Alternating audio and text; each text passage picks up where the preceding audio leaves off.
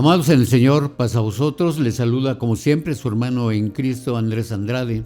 Y me da mucho gusto que usted escuche estas cápsulas que hemos emitido a través de varios programas. Acuérdese usted que hace 8 días consideramos, hermanos, las memorias de los apóstoles. Hoy vamos a hablar de un tema más acerca de los evangelios, pero el título es El Evangelio Cuadriforme.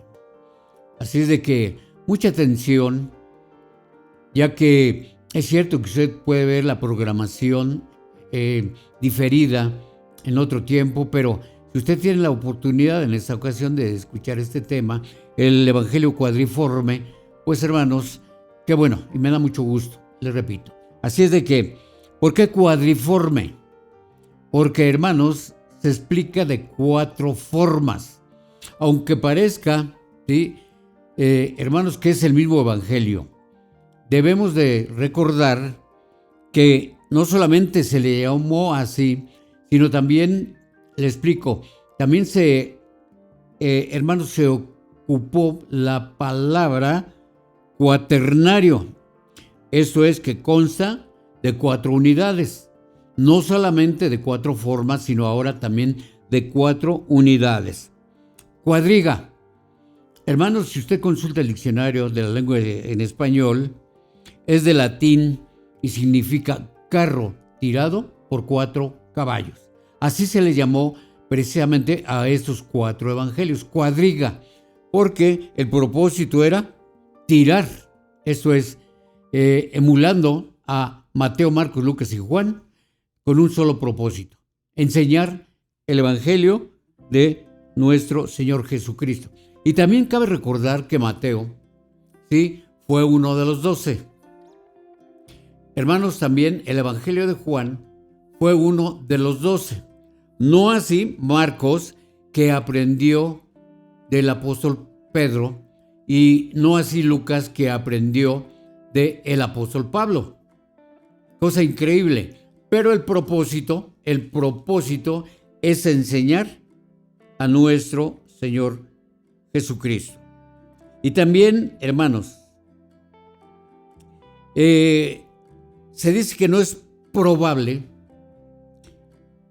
¿sí?, que sean de los mismos autores, sino que a partir del siglo II así se les designó.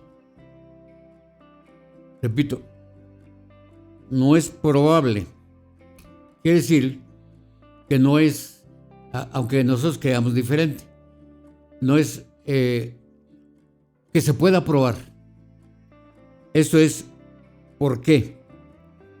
Porque se dice, vea usted que en algunas Biblias, en el encabezado, dice, por ejemplo, le digo a usted, Mateo 1, dice, el Santo Evangelio según San Mateo. Esto no pertenece al texto. Por eso le decía que no es probable que ese encabezado sea, se lo estoy explicando en una forma mejor, ¿sí?, escrito de los apóstoles, sino que a partir del siglo II así se escribió en cada uno de los evangelios. Marcos. San Marcos, en el capítulo 1, vea usted lo que dice, el Santo Evangelio según San Marcos. Esto también no es del texto, sino que, hermanos, al copiar los evangelios, ya en ese siglo II, pues se puso esto, el Santo Evangelio según San Marcos, el Santo Evangelio según Mateo. Dice San Lucas capítulo 1, el Santo Evangelio según San Lucas. Aquí se repite de igual forma, no es del texto. Y luego dice también Juan, en San Juan capítulo 1, dice el Santo Evangelio según San Juan. Aunque, hermanos, cabe aclarar también que, por ejemplo, Mateo fue escrito, hermanos, para el pueblo judío, pero fue escrito en griego, en el koiné, que es un idioma común. Ahora, Marcos fue, hermanos, también un evangelio que es dirigido a los romanos y que es escrito también con el propósito de hacer ver a todos los creyentes que era escrito a los ciudadanos romanos. Esto es muy importante porque tenemos que aprender a quién es dirigido cada uno de los evangelios, aunque Marcos, le repito a usted, haya aprendido de Pedro. Dice ahora también Lucas es un escrito muy importante, también en griego, pero es influenciado por Pablo y, hermanos, es en el griego mático de los grandes literatos. Y Juan,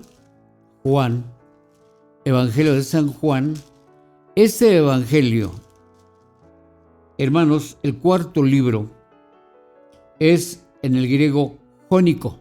Es escrito en un griego poco culto. Y hago referencia a esto. ¿Por qué? Porque cuando se escriben estos evangelios, aunque existan libros apócrifos o evangelios apócrifos, a estos siempre se les ha dado un crédito. Por eso así que se les designó a partir del siglo II. Los prólogos. Los prólogos dice que son parte de la historia literaria de los evangelios. Para Mateo no existe un prólogo, Mateo 1, sino que es directo en explicar acerca de la genealogía de nuestro Señor Jesucristo. Mateo 1:1 dice, libro de la generación de Jesucristo, hijo de David, hijo de Abraham. Directo, Mateo. Acerca de, le decía a usted, acerca de los prólogos. Marcos sí tiene un prólogo, pero pequeño. Dice el versículo 1, Marcos capítulo 1 y versículo 1. Principio del Evangelio de Jesucristo, Hijo de Dios. Es muy corto el prólogo, la introducción para poder aprender todo lo que se escribe a través de este evangelista. Ahora, Lucas en el prólogo es un prólogo largo, hermanos, o un tanto largo. Dice 1:1. Habiendo muchos tentados a poner en orden la historia de las cosas que entre nosotros han sido ciertísimas. Si usted nota, ese prólogo no es igual al de Marcos. Ahora, vamos a ver el prólogo de Juan. Juan, prólogo corto, dice el capítulo 1 y versículo 1.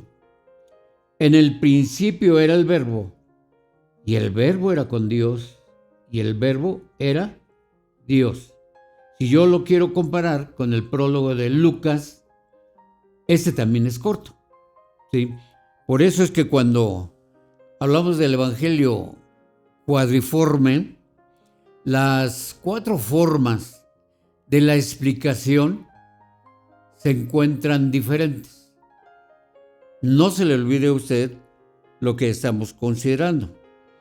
Entonces, la introducción a cada uno de los evangelios es conservado en algunos códices manuscritos de la Vulgata Latina, hermanos. Nosotros estamos acostumbrados a esta versión de, hermanos, dice Cipriano de Valera y también de Casidoro de Reina. La Vulgata Latina hace alusión el Santo Evangelio según Mateo, Marcos, Lucas o Juan. Y le reitero, esto no es de acuerdo al texto, sino que es un título que le pusieron ya en la Vulgata Latina. De igual forma, se distingue el prólogo para ver si, hermanos, lo que es de lo que se habla acerca del cuaternario, que son las 4 unidades de los evangelios. Esto ha sido una cápsula más, hermanos, para todos ustedes, y nos da mucho gusto. ¿Sabía usted que? Paz a vosotros.